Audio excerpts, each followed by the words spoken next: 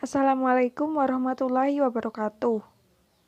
Kami dari kelompok 3 akan membahas tentang logam alkali.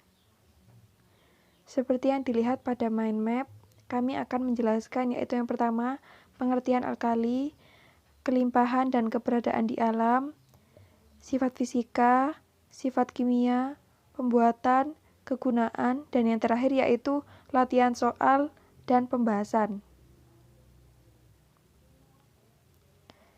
Alkali.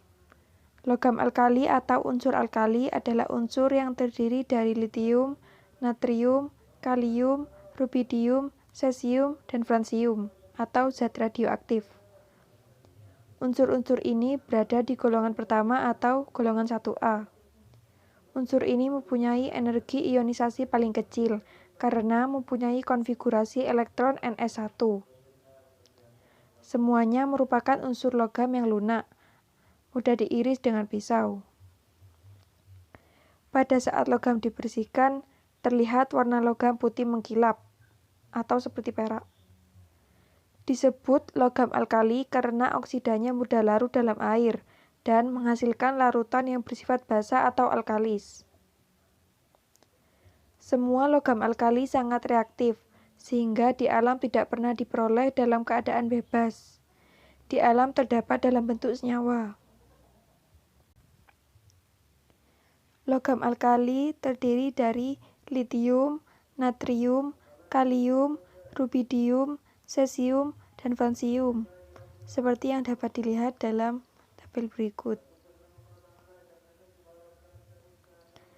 Yang kedua yaitu kelimpahan dan keberadaan di alam. Unsur logam alkali bersifat sangat reaktif, sehingga hanya kita jumpai dalam bentuk senyawanya di alam. Kelimpahan unsur logam alkali di alam sebagaimana tercantum dalam tabel berikut. Yang pertama, unsur litium dalam kerak bumi jumlahnya 68 dan di alam dalam spodumena LiAl SO32 lepidolit. Yang kedua, natrium jumlahnya 28.200 terletak dalam garam batu NaCl, NaNO3 sendawa Chili, Na3AlF kriolit, Na2B4O7, 10H2O atau boraks, dan air laut. Yang ketiga yaitu kalium, jumlahnya 26.000. Letaknya di alam yaitu KCl atau silfit, KCl MgCl2 6H2O atau kanalit, KNO3 sendawa, K2O, Al2O3 6SiO2 atau feldspar. Yang keempat yaitu rubidium, jumlahnya 310, terletak sebagai pengotor dalam lepidolit. Yang kelima yaitu cesium, dalam kerak bumi jumlahnya 7, di alam CS4, Al4, Si9, O16, H2O atau polusit. Yang terakhir yaitu francium, jumlahnya sedikit sekali dan berasal dari peluruhan unsur radioaktif. Sumber logam alkali di alam. Yang pertama, unsur Li. Jumlah persen di kerak bumi yaitu 0,002%. Keberadaan di alam dalam spodumena LiAl SiO3 2. Natrium 2,36%, nomor 6 terbanyak. Dan keberadaannya yaitu dalam garam batu NaCl, sendawa Chili NaNO3, kanalit, KMgCl3, 6H2O, trona Na3, CO32, HCO3, 2H2O, dan air laut. Kalium 2,09%, nomor 8 terbanyak. Keberadaannya dalam silfit KCl, garam petre KNO3, dan kanalit KCl, MgCl2, 6H2O. Yang keempat, rubidium 0,009% di kerak bumi dan keberadaannya dalam lepidolit. Cesium 0,0003%, keberadaannya dalam polusit CS4, Al4, Si9, O26, H2O, dan sedikit dalam lepidolit. Yang terakhir, francium. Jumlah persen di kerak bumi sangat sedikit, bersifat radioaktif dan berasal dari peluruhan aktinium atau Ac. Assalamualaikum warahmatullahi wabarakatuh. Nama saya Ika Sudi Utami, presensi 15 dari kelas 12 MIPA 8. Di sini saya akan mempresentasikan identifikasi keberadaan logam alkali. Identifikasi keberadaan unsur-unsur logam alkali di alam dapat menggunakan reaksi nyala. Reaksi ini memberikan hasil berupa warna nyala yang spesifik untuk unsur tertentu. Litium memberi nyala merah tua, natrium memberi nyala kuning, kalium memberi nyala ungu, rubidium memberi nyala merah kebiru-biruan, dan cesium memberi nyala biru. Selanjutnya saya akan mempresentasikan tentang sifat fisika logam alkali. 1. Hampir semua unsur alkali berwujud padat pada suhu ruangan. Yang kedua, warnanya putih seperti perak. Yang ketiga, penghantar listrik serta panas yang baik. Yang keempat, makin besar nomor atom, maka titik didih atau titik lebur makin kecil. Yang kelima, makin besar jari-jari atomnya, maka gaya tarik-menarik antara atom logamnya makin lemah. Yang keenam, memberikan spektrum warna yang khas. Litium berwarna merah karmin, natrium berwarna kuning, kalium berwarna ungu, dan rubidium berwarna merah. Yang ketujuh, ringan dan lunak atau mudah diiris. Yang kedelapan, energi ionisasi kecil, semakin ke bawah semakin kecil. Assalamualaikum warahmatullahi wabarakatuh. Saya Hira Putri Sakanti, presensi 14 dari kelas 12 MIPA 8. Di sini akan menjelaskan tentang sifat kimia logam alkali dan pembuatannya. Logam alkali bersifat sangat reaktif, sebagaimana terlihat dari energi ionisasinya yang relatif rendah. Kereaktifan logam alkali meningkat dari litium ke francium. Begitu juga dengan sifat reduktor yang semakin kuat. Hampir senyawa logam alkali bersifat ionik dan mudah larut dalam air. Sifat kimia logam alkali yang pertama adalah reaksi dengan air. Semua logam alkali bereaksi dengan air membentuk basa dan gas hidrogen. Litium bereaksi agak pelan. Natrium bereaksi hebat dengan percikan api. Kalium, rubidium, dan cesium meledak jika dimasukkan dalam air. Oleh karena reaksi tersebut sangat eksoterm, gas hidrogen yang terbentuk akan langsung terbakar. Ini adalah senyawa reaksi tersebut. 2L solid bereaksi dengan 2H2O liquid akan menghasilkan 2LOH aqueous dan H2 gas.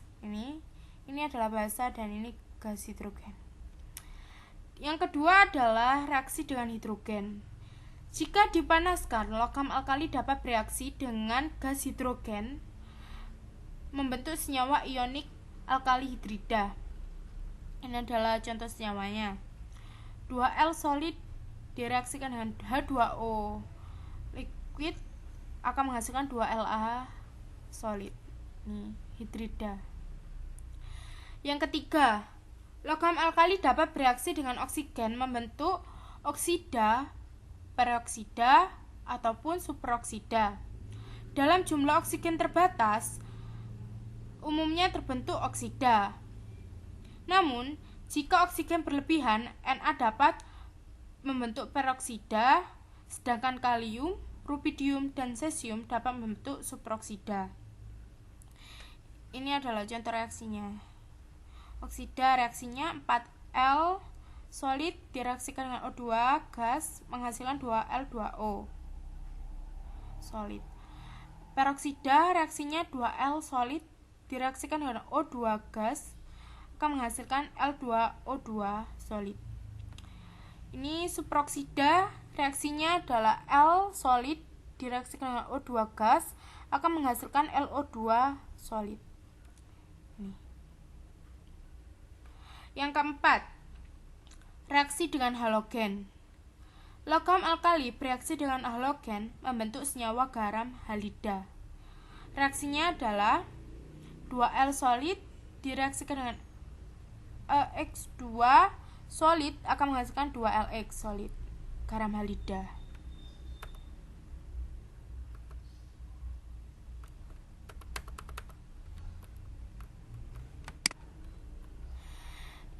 Selanjutnya adalah data warna uji nyala logam alkali. Ini adalah tampilan warna api alkali. Ada litium, natrium, kalium, rubidium, dan cesium. Litium dengan warna merah, ini natrium, sodium dengan warna kuning, potasium ungu, rubidium agak ungu kemerah-merahan, yang cesium ini biru. Yang selanjutnya adalah pembuatan logam alkali. Logam natrium dan litium mudah dibuat dengan cara mengelektrolisis leburan garamnya. Karena sifat reduktor logam alkali sangat kuat, sehingga bila yang dielektrolisis larutan garamnya, maka pada katode justru air yang tereduksi. Contohnya pada pembuatan logam litium dan logam natrium di slide selanjutnya. Yang pertama adalah pembuatan logam litium. Yang pertama, litium diperoleh dari mineral spodumen, LiAl-SiO32, dengan cara memanaskan mineral spodumen dengan asam sulfat sehingga berubah menjadi Li2SO4. Kemudian direaksikan dengan Na2CO3. Persamaan reaksinya adalah Li2SO4 aqueous direaksikan dengan Na2SO4 aqueous akan menghasilkan Li2CO3 solid dan Na2SO4 aqueous. Yang kedua, kemudian Li2CO3 diubah menjadi LiCl dengan menambahkan HCl. Persamaan reaksinya adalah Li2CO3 solid direaksikan dengan 2HCl aqueous akan menghasilkan 2 LiCl aqueous dan H2O liquid dan CO2 gas. Yang ketiga, LiCl kemudian dilebur bersama KCl lalu dielektrolisis. KCl berfungsi menurunkan titik lebur ke LiCl sehingga elektrolisis dapat dilakukan pada suhu yang lebih rendah. Ini 2 LiCl liquid menghasilkan 2 Li liquid di katode dan Cl2 gas di anode. Selanjutnya adalah pembuatan logam natrium. Logam natrium diperoleh dengan cara elektrolisis lelehan NaCl yang dicampur dengan CaCl2 untuk menurunkan titik lebur NaCl. Persamaan reaksinya, ini 2 NaCl liquid menghasilkan 2 Na liquid di katoda dan Cl2 gas di anoda. Ini adalah gambarnya.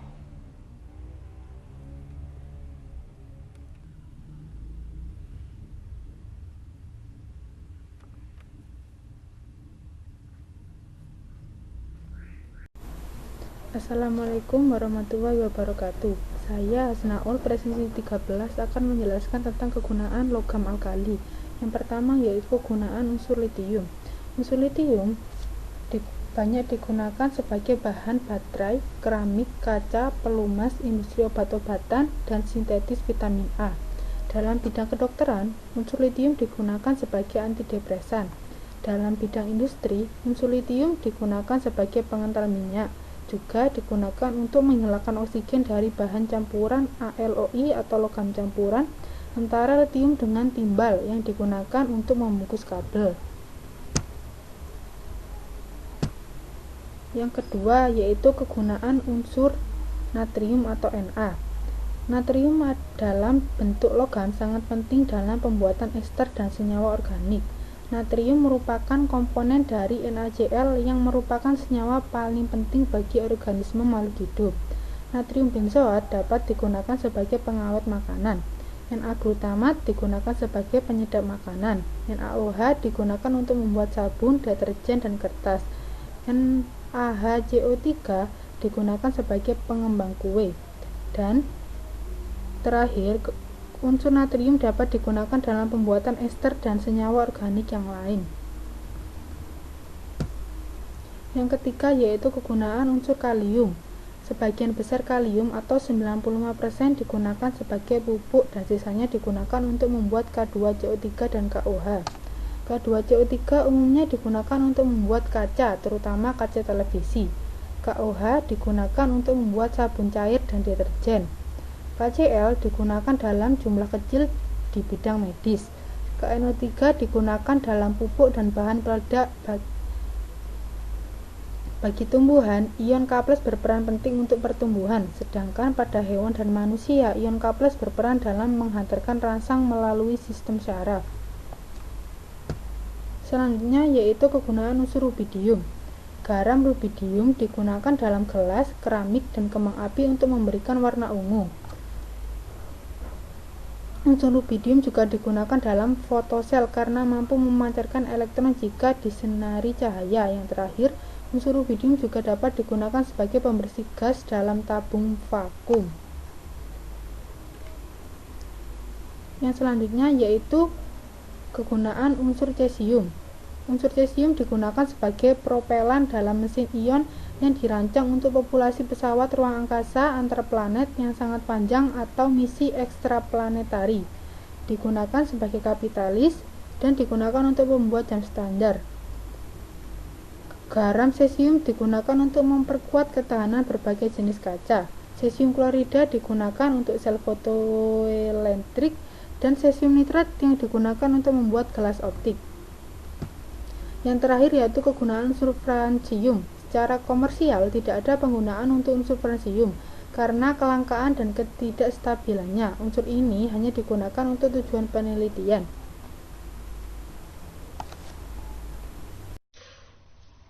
Assalamualaikum warahmatullahi wabarakatuh. Perkenalkan, nama saya Gilang Permadi. Saya presensi 11 dari kelas 12 IPA 8. Pada kesempatan kali ini saya akan menjelaskan tentang latihan soal dan pembahasan subbab materi logam alkali. Langsung saja ke soal nomor 1.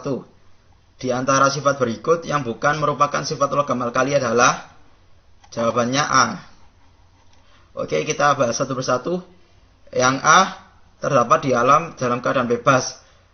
Sifat tersebut salah karena sifat asli logam alkali yaitu logam tersebut sangat reaktif sehingga tidak akan ditemukan di alam dalam keadaan bebas karena sangat reaktif sehingga mudah bereaksi membentuk suatu senyawa.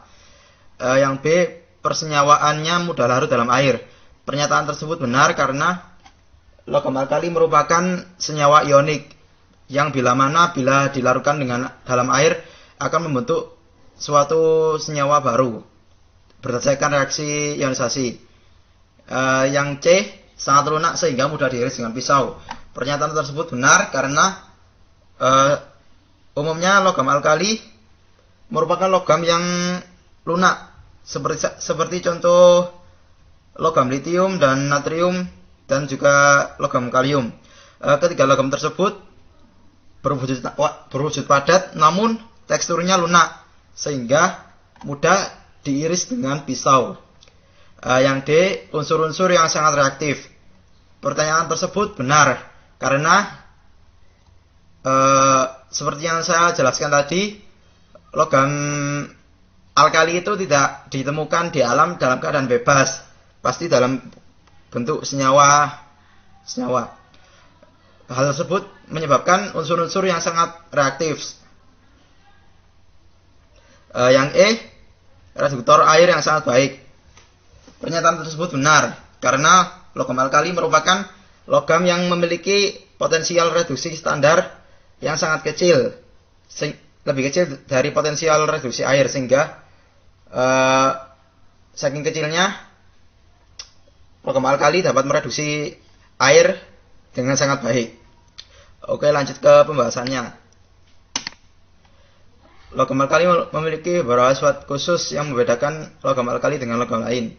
Sifat tersebut antara lain, yang pertama, logam alkali bersifat sangat reaktif. Sifat yang reaktif ini membuat logam alkali tidak pernah ditemukan di alam dalam keadaan bebas. Yang kedua, memiliki titik leleh yang rendah. Titik leleh yang rendah itu disebabkan karena jumlah elektron valensi yang digunakan untuk mengikat partikel lain jumlahnya hanya satu buah. Karena logam alkali berada di golongan 1A sehingga elektron valensinya hanya satu. Yang ketiga, logam alkali sangat mudah bereaksi dengan unsur kimia lain. Karena mudah bereaksi sehingga sifatnya logam alkali ini reaktif. Selain itu, logam alkali juga mudah larut di dalam air karena umumnya ditemukan dalam keadaan ion yang mudah larut dalam air. Yang sifat keempat, logam alkali berbentuk padatan, kecuali cesium yang berbentuk cair dan memiliki karakteristik lunak. Saking lunaknya, padatan logam alkali dapat diiris dengan pisau seperti layaknya lilin atau sabun, seperti yang saya jelaskan pada soal tadi. Oke, ke latihan soal nomor 2. Mengapa untuk mendapatkan logam alkali digunakan cara elektrolisis lelehan garamnya, bukan larutan garamnya? Langsung saja ke pembahasannya. Logam-logam alkali ini sangat stabil terhadap pemanasan, sehingga logam-logam alkali tidak dapat diperoleh dari oksidanya melalui proses pemanasan. Nah, jadi kita tidak akan bisa mendapatkan logam alkali dengan cara memanaskan oksida logam alkali tersebut. Logam alkali tidak dapat dihasilkan dengan mereduksi oksidanya. Hal ini disebabkan logam-logam alkali merupakan reduksi yang kuat.